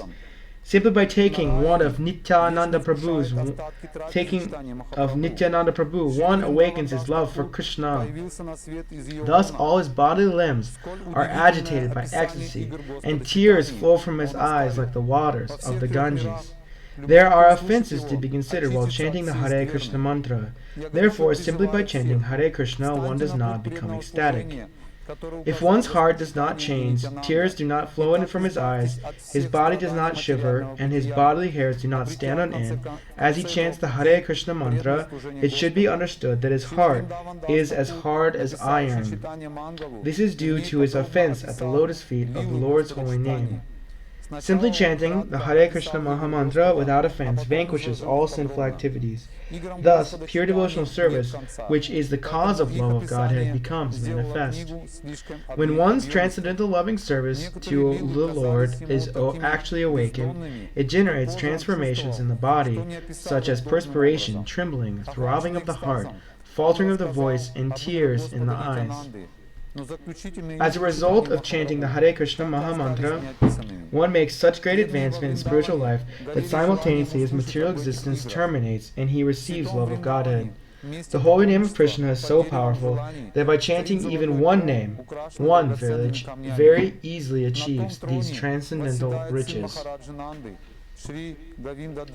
If one chants the exalted holy name of the Lord again and again, and yet his love for the Supreme Lord does not develop and tears do not appear in his eyes, it is evident that because of his offensive chanting, the seed of the holy name does not sprout. But if one only chants with some slight faith, then the holy name of the Lord, Chaitanya and Nityananda, very quickly he is cleansed of all offenses. Thus, as soon as he chants the Hare Krishna Mahamantra, he feels the ecstasy for love of God. Sri Caitanya Mahaprabhu, the independent Supreme Personality of Godhead, is greatly magnanimous. Unless one worships him, one can never be liberated. Of fools, just read Sri Caitanya. O fools, just read Sri Caitanya Mangala. By reading this book, you can understand all the glories of Sri Caitanya Mahaprabhu. As Vyasadeva has compiled all the pastimes of Lord Krishna in Srimad Bhagavatam, Thakur Vrindavan Das has depicted the pastimes of Lord Chaitanya. Thakur Vrindavan Das has composed Sri Caitanya Mangala. Hearing this book annihilates all misfortune. By reading Sri Caitanya Mangala, one can understand all the glories and truths of Lord Chaitanya and Nityananda and come to the ultimate conclusion of devotional service to Lord Krishna. In Sri Chaitanya Mangala, later known as Sri Chaitanya Bhagavat, Srila Vrindavan Das Thakur has given the conclusion that an essence of devotional service by quoting the authoritative statements of Srimad Bhagavatam. Even if a great atheist hears Sri Chaitanya Mangala, he immediately becomes a great devotee. The subject matter of this book is so sublime that it appears that Sri Chaitanya Mahaprabhu has personally spoken through the writings of Sri Vrindavan Das Thakur. I offer millions of obeisances onto the lotus feet of Vrindavan Das Thakur. No one else could write such a wonderful book for the deliverance of all fallen souls. Narayani eternally eats the remnants of food of Chaitanya Mahaprabhu. Srila Vrindavan Das Thakur was born of her womb. What a wonderful description he has given of the pastimes of Lord Chaitanya. Anyone in the three worlds who hears it is purified. I fervently appeal to everyone and adopt the method of devotional service given by Lord Chaitanya and Nityananda, and thus be freed from the miseries of material existence and ultimately achieve the loving service of the Lord. Srila Vrindavan Das Thakur has written Sri Caitanya Mangala and therein described in all respects the pastimes of Lord Chaitanya. He first summarized all the pastimes of the Lord and later described them vividly in detail. The pastimes of Lord Chaitanya are unlimited and unfathomable. Therefore, in describing all those pastimes, the book became voluminous. He saw them to be so extensive that he later felt that some had not been properly described. He ecstatically described the pastimes of Lord Nityananda, but the later pastimes of Chaitanya Mahaprabhu remain untold. The devotees of Vrindavan were all very anxious to hear those pastimes. In Vrindavan, in a great place of pilgrimage, underneath the desire trees, is a golden throne bedecked with jewels. On that throne sits the son of Nanda Maharaj, Sri Govindadev, the transcendental Cupid. Varieties of majestic service are rendered to Govinda there. His garments, ornaments, and paraphernalia are all transcendental. In that temple of Govindaji, thousands of servitors always render service to the Lord in devotion. Even with thousands of mouths, one could not describe this service. In that temple, there, the chief servitor was Sri Haridas Pandit. His qualities and fame are known all over the world. He was gentle, tolerant, peaceful, magnanimous, grave, sweet, and his words and very sober in his endeavors. He was respectful to everyone and worked for the benefit of all. Diplomacy, envy, and jealousy were unknown to his heart. The 50 qualities of Lord Krishna were all present in his body. In one who has unflinching devotional faith in Krishna, all the good qualities of Krishna and the demigods are consistently manifested. However, one who has no devotion to the Supreme Personality of Godhead has no good qualifications because he is engaged by mental concoction in material existence, which is the external feature of the Lord. Ananta Acharya was a disciple of Gadadhar Pandit. His body was always absorbed in love of Godhead. He was magnanimous and advanced in all respects. Ananta Acharya was a reservoir of all good qualities. No one can estimate how great he was. Pandit Haridas was his beloved disciple. Pandit Haridas had great faith in Lord Chaitanya and Nityananda. Therefore, he took great satisfaction in knowing about their pastimes and qualities. He always accepted the good qualities of Vaishnavas and never found fault in them. He engaged his heart and soul only to satisfy the Vaishnavas. He always heard the readings of Sri Caitanya Mangala, and all the other Vaishnavas used to hear it by his grace. Like the full moon illuminated the entire assembly of the Vaishnavas, by speaking Sri Caitanya Mangala and by the nectar of the qualities, he increased their transcendental bliss.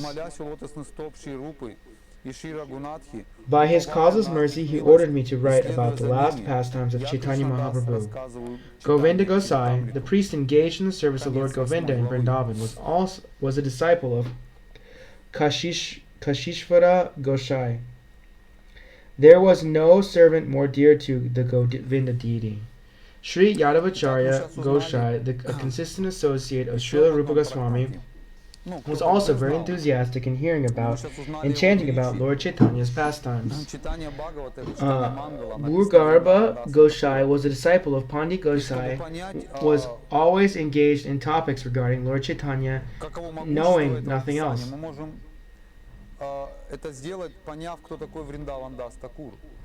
Among his disciples were Chaitanya Das, who was a priest of the Govinda deity, as well as the Mukundananda Chakravarti and the great devotee Krishna Das. Among the disciples of Ananta Acharya was Shivananda Chakravarti, and in whose heart Lord Chaitanya and Nityananda constantly dwelled. In Vrindavan, there were also many other great devotees, all of whom desired to hear the last pastimes of Lord Chaitanya. By their mercy, all these devotees ordered me to write the last pastimes of Sri Caitanya Mahaprabhu because of their order only. Although I am shameless, I have attempted to write this Caitanya-caritamrita. Having received the order of the Vaishnavas, but being anxious within my heart, I went to the temple of Madana Mohan in Vrindavan to ask his permission also. When I visited the temple of Madan Mohan, the priest Gosai Das was serving the feet of the Lord, and I also prayed at the Lord's lotus feet. When I prayed to the Lord for permission, a garland from his neck immediately slipped down. As soon as this happened, the Vaishnavas standing there all loudly chanted Hari Bol, and the priest Gosai Das brought me the garland and put it about my neck. I was greatly pleased to have the garland signifying the order of the Lord, and then and there I commenced to write this book. Actually, Sri Caitanya-caritamrita is not my writing, but the dictation of Sri Madan Mohan. My writing is like the repetition of a parrot, as a wooden doll is made to dance by a magician. I write as Madan Gopal orders me to do so. I accept as my family deity Madan Mohan, whose worshippers are Raghunath Das Goswami, Sri Rupa Goswami, and Sanatana Goswami. I took permission from Srila Vrindavan Das Thakur by praying at his lotus feet, and upon receiving his order I have attempted to write this auspicious literature. Srila Vrindavan Das Thakur is the authorized writer on the pastimes of Lord Chaitanya. Without his mercy, therefore, one cannot describe these pastimes. I am a foolish, lowborn, and insignificant, and I always desire material enjoyment. Yet, by the order of the Vaishnavas, I am greatly enthusiastic to write this transcendental literature. The lotus feet of Sri Rupa Goswami and Raghunath Das Goswami are my source of strength. Remembering their lotus feet can fulfill all one's desires. Praying at the lotus feet of Sri Rupa and Sri Raghunath, always desiring their mercy, I, Krishnadas, narrate Sri Caitanya-caritamrita, following in their footsteps. Thus in chapter 8, the author receives the orders of Krishna and Guru. Thus in и описывает игры, свои же игры и описывает через своего преданного, хорошего секретаря.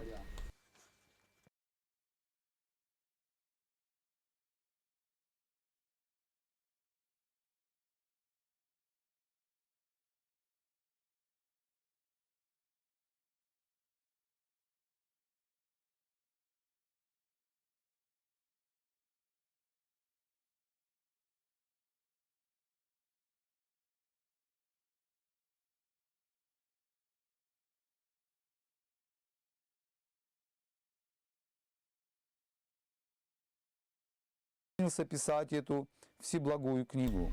Шрила Вриндаван Дас Такур уполномочен на то, чтобы писать об играх Господа Чайтаньи. Без его милости никто не способен на это. Я глупый, низкий и ничтожный.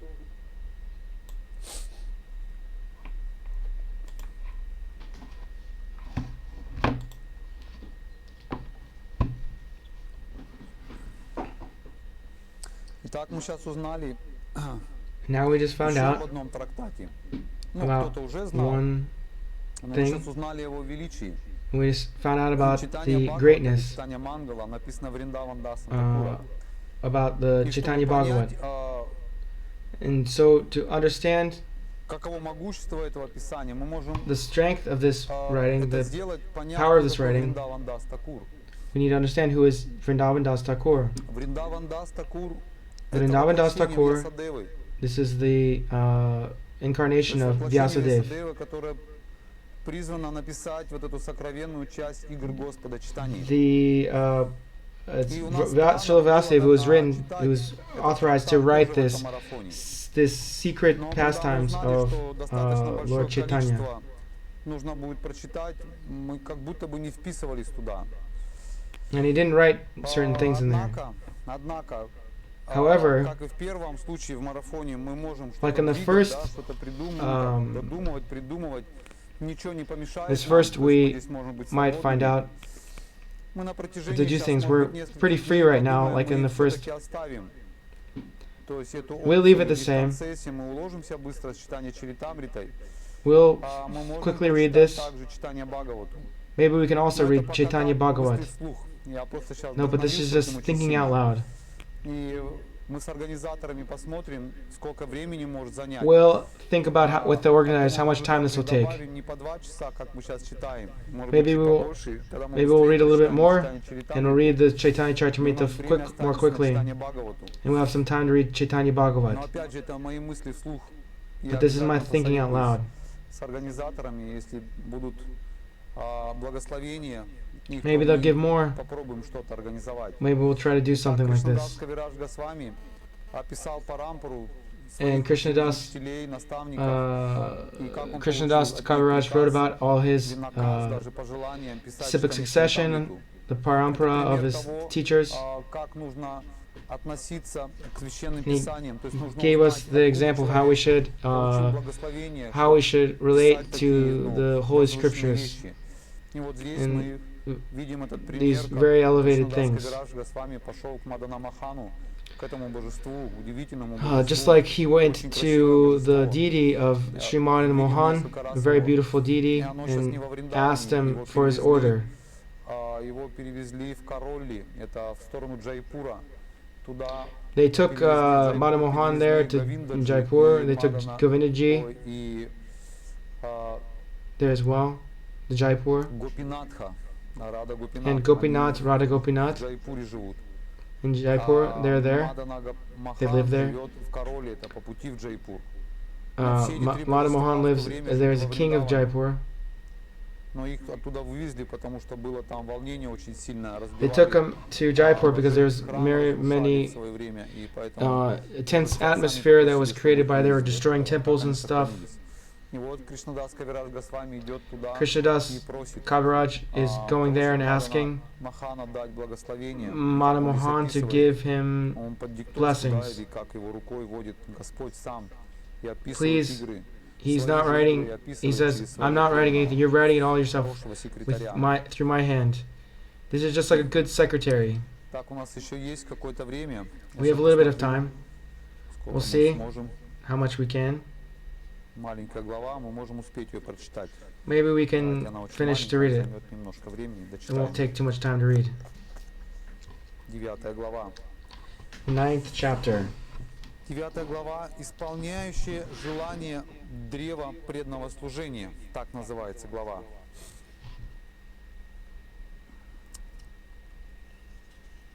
Chapter 9, the desire tree of devotional Шрила service. Бхактивинода Такур излагает содержание 9 главы. Let me offer my respectful obeisances unto the spiritual master of the entire world, Lord Sri Krishna Chaitanya Mahaprabhu, by whose mercy even a dog can swim across a great ocean. All glories to Sri Krishna Chaitanya, who is known as Gaurahari. All glories который известен как Вишвамбара, садовником при этом дереве, поскольку он главный из All всех, glories to Sri Krishna Chaitanya, who is known as Gaurahari, and all glories to Advaitacharya and Nityananda Prabhu. All glories to the devotees of Lord Chaitanya, headed by Srivas Thakur. In order to fulfill all my desires, I remember their lotus feet. I also remember the six Goswamis, Rupa, Sanata, Bhatta Raghunath, Srila Jiva, Gopal Bhatta, and Dasa Raghunath. It is by their mercy of all these Vaishnavas and Gurus that I attempt to write about the pastimes and qualities of Lord Chaitanya Mahaprabhu. Whether I know it or not, it is for self-purification that I write this book. I take shelter of the Supreme Personality of Godhead, Sri Caitanya Mahaprabhu, who himself is the tree of transcendental love of Krishna, its gardener and also the bestower and enjoyer of its fruits. Lord Chaitanya thought, my name is Vishvambar, one who maintains the entire universe. Its meaning will be actualized if I can fill the whole universe with love of Godhead. Thinking in this way, he accepted the duty of the planter and began to grow a garden in Navadvip. Thus the Lord brought the desired tree of devotional service to this earth, and became its gardener. He sowed the seeds and sprinkled upon it the water of his will. All glories to Madhavendra Puri, the storehouse of all devotional service unto Krishna. He is the desired tree of devotional service, and it is him that the seed of devotional service first fructified. The seed of devotional service next fructified in the form of Sri Ishvar Puri, and then the gardener himself, Chaitanya Mahaprabhu, became the main trunk of the tree of devotional service. By his inconceivable powers, the Lord became the gardener, the trunk, and the branches simultaneously. Paramananda Puri, Keshava Bharati, Brahmananda Puri, and Brahmananda Bharati, Sri Vishnu Puri, Keshava Puri, Krishnandana Puri, Sri Nrsimha Tirtha, and Sukhananda Puri. These 9 sannyasi roots all sprouted from the trunk of the tree. Thus the tree stood steadfastly on the strength of these 9 roots. With the sober and grave Paramananda Puri as the central root, and the other 8 roots as the 8 directions, the tree of Chaitanya Mahaprabhu stood firmly. From the trunk grew many branches, and above them innumerable others. Thus the branches of the Chaitanya tree formed a cluster or society with great branches covering all the universe. From each branch grew many hundreds of sub-branches. No one can count how many branches thus grew. I shall try to name the foremost of the innumerable branches. Please hear the description of the Chaitanya tree. At the top of the tree branched into 2. One trunk was named Sri Advaita Prabhu, and the other Sri Nityananda Prabhu. And from these 2 trunks grew many branches and sub-branches that covered the entire world. These branches and sub-branches and their sub-branches became so numerous that one can actually write about them. Thus the disciples and their grand-disciples and their admirers spread throughout the entire world, and it is not possible to enumerate them all. As a big fig tree bears fruit all over its body, each part of the tree of devotional service bore fruit. Since Sri Krishna Chaitanya Mahaprabhu was the original trunk, the taste of the fruits that grew on the branches and sub-branches surpassed the taste of nectar. The fruits ripened, the fruit ripened and became sweet and nectarian. The gardener, Sri Caitanya Mahaprabhu, distributed them without asking any price. All the wealth in the 3 worlds cannot equal the value of one such nectarian fruit of devotional service. Not considering who asked for it and who did not, nor who was fit and who was unfit to receive it, Chaitanya Mahaprabhu distributed the fruit of devotional service. The transcendental garden, Sri Chaitanya Mahaprabhu distributed handful after handful of fruit in all directions, and when the poor hungry people ate the fruit, the gardener smiled with great pleasure. Lord Chaitanya thus addressed the multifarious varieties of branches and sub-branches of the tree of devotional service.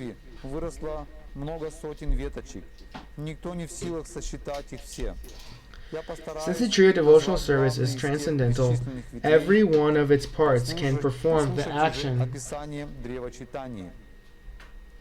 of the other. Although a tree is supposed to be immovable, this tree nevertheless moves. All the parts of this tree are spiritually cognizant, and thus, as they grow, they spread all over the world. I am the only gardener. How many places can I go? How many fruits can I pick and distribute? It would certainly be a very laborious task to pick the fruits and distribute them alone. And still I suspect that some would receive them and others would not.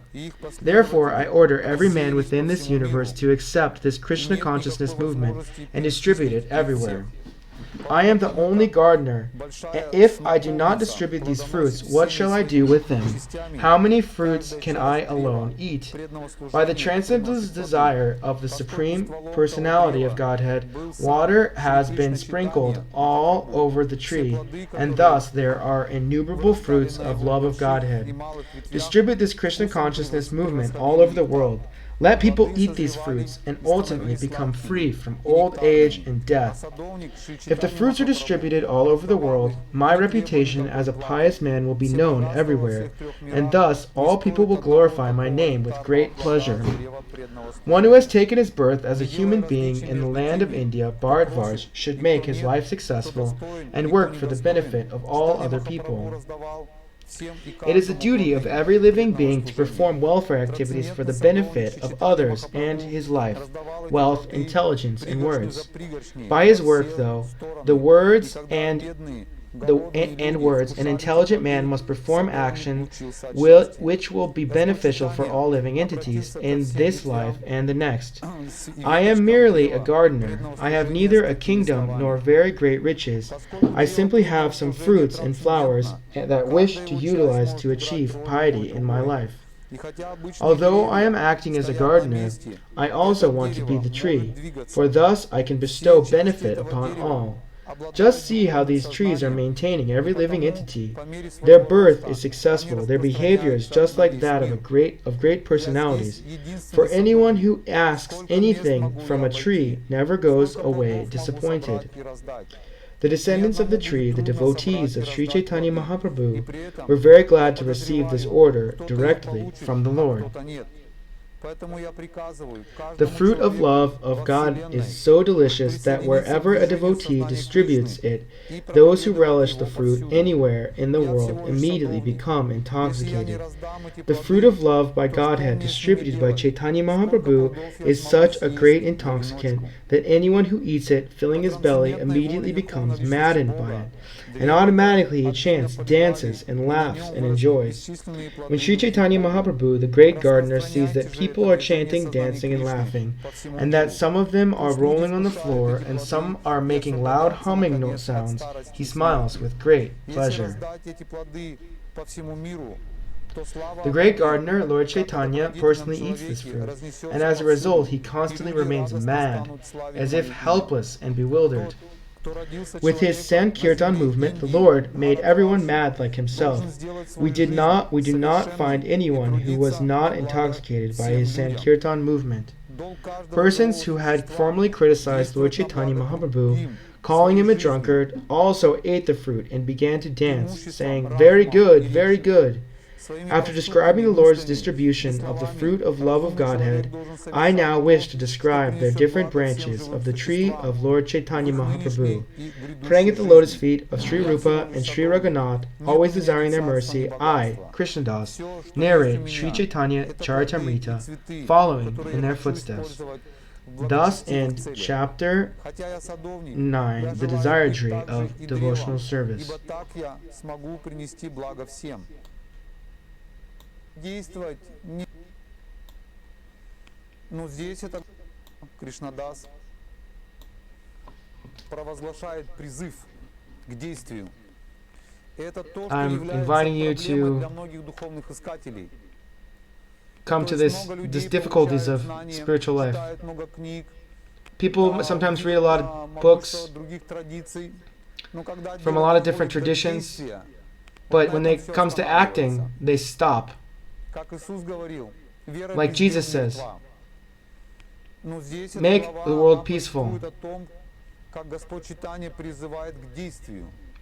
Lord Chaitanya is ordering people to actions. We should act. And only intelligent people do that. What does it mean to do this? These people should understand they don't have the strength to act.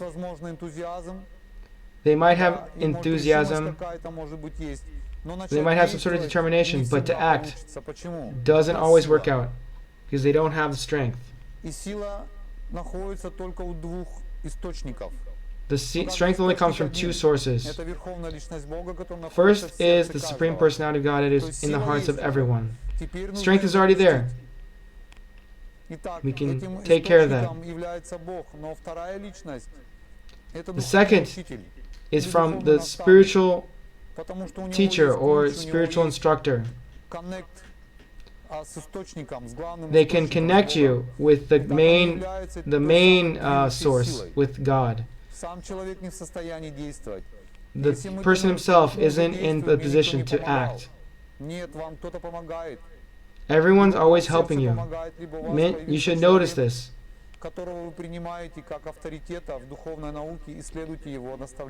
You need to find someone that you can teach you the spiritual science, and you need to follow him. And then distribute it, this knowledge. You need to do something. There'll be so many fruits from this. From devotional service. This is bhakti.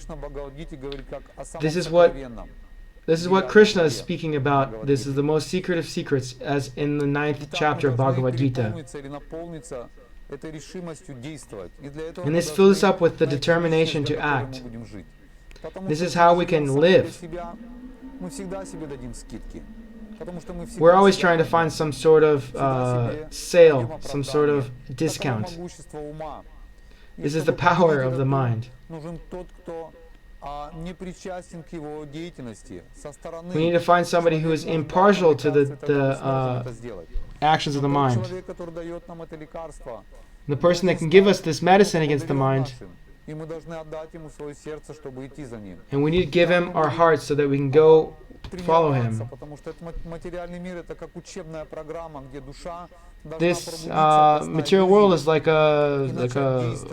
an educational program that can teach us to train, act correctly, and our hearts become stronger through this. And you can start to help and act when you serve a spiritual teacher. And we should be determined to do this. We shouldn't spend our time on all sorts of nonsense or nonsense philosophy. It can happen as fast as a lightning. Life is like a lightning bolt. This is how fast it goes. It'll fly by you. And you should get on this spiritual path and stay on it. And you should continue to stay on it. Therefore, I wish everyone to have a wonderful marathon and that it continues. Work out your spiritual muscles. And if you have already accepted, then continue to check it. See if you've gone anywhere off of it. The power of Maya is extremely strong. The temptations will be numerous. This is how the material world is. It's the world of suffering. This is what it's called. There is no happiness here. The happiness is like, it's an illusion, it's a mirage. This actual happiness is located beyond the material realm. And therefore, in this marathon, because we're helping people get out of suffering from this depressive states that's brought on by coronavirus, we can help them. We should each individually become strong. And then we can help somebody. And therefore, we're going to have a short break. We'll have a wrap-up for the day. And we'll come back again, meet up soon. Have a wonderful day, everybody. Wish you a good mood, and see you soon.